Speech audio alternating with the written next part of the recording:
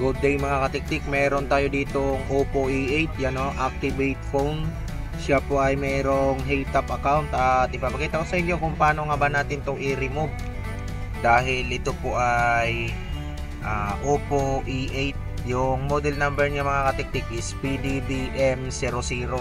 PDBM00.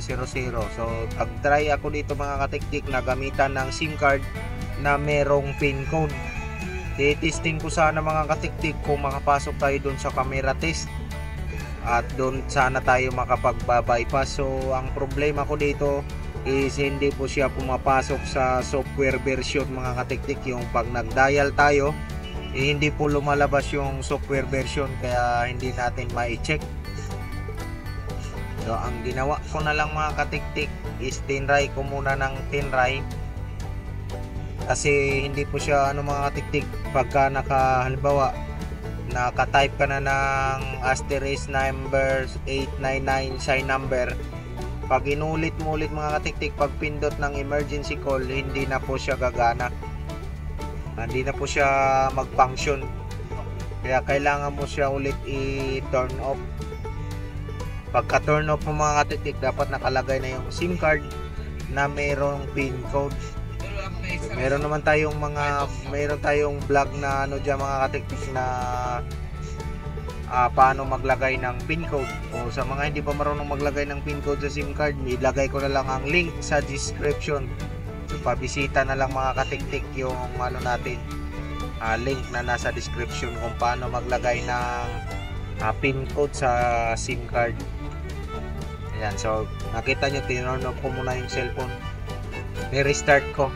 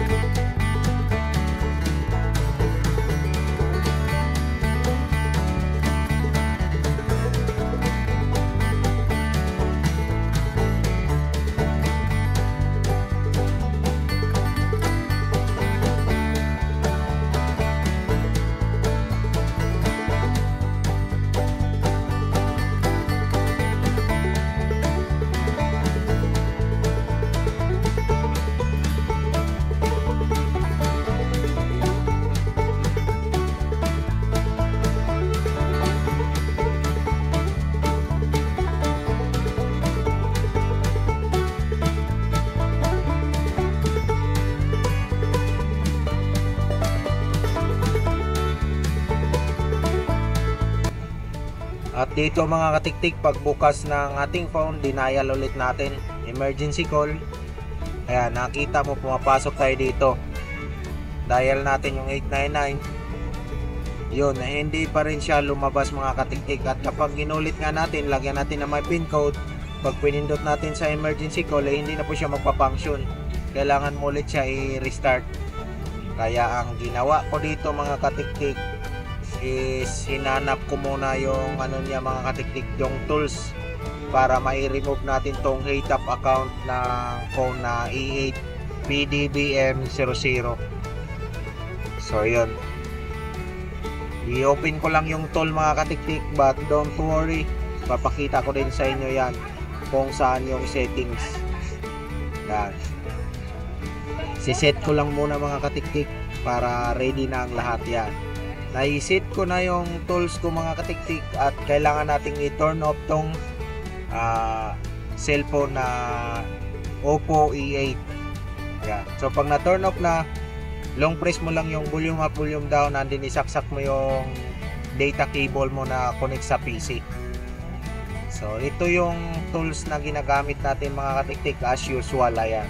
So makikita mo Hey-Tap o Hey-Tap ID o yung Oppo ID o Hey-Tap ID, okay, erase na po. So ito yung punta kayo sa Oppo na tab, at pipiliin nyo yung model na yon kahit hindi yon A8. So ang ginamit ko dyan mga katiktik na model is A1.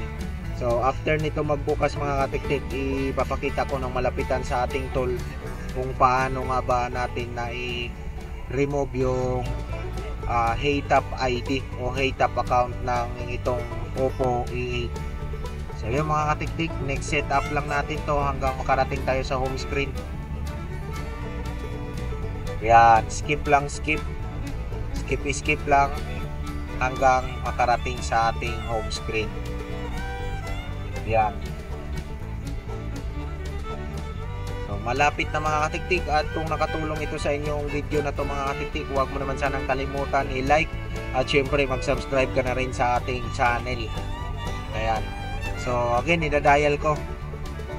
So yung mga katiktik, punta tayo sa version. So yung version niya mga katiktik, PDBM00 at Android 9. So yun, dapat papasok siya sa ganun mga katiktik para gumana sa bypass with SIM. So ito ipapakita ko na sa inyo.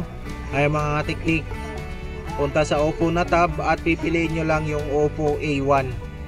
Ayan, Oppo A1, at punta ka dito mga katiktik, i-click mo tong erase Oppo ID, at ito na yung kalabasan niya mga katiktik after nyo ma-turn off at mai-saksak. Thank you for watching.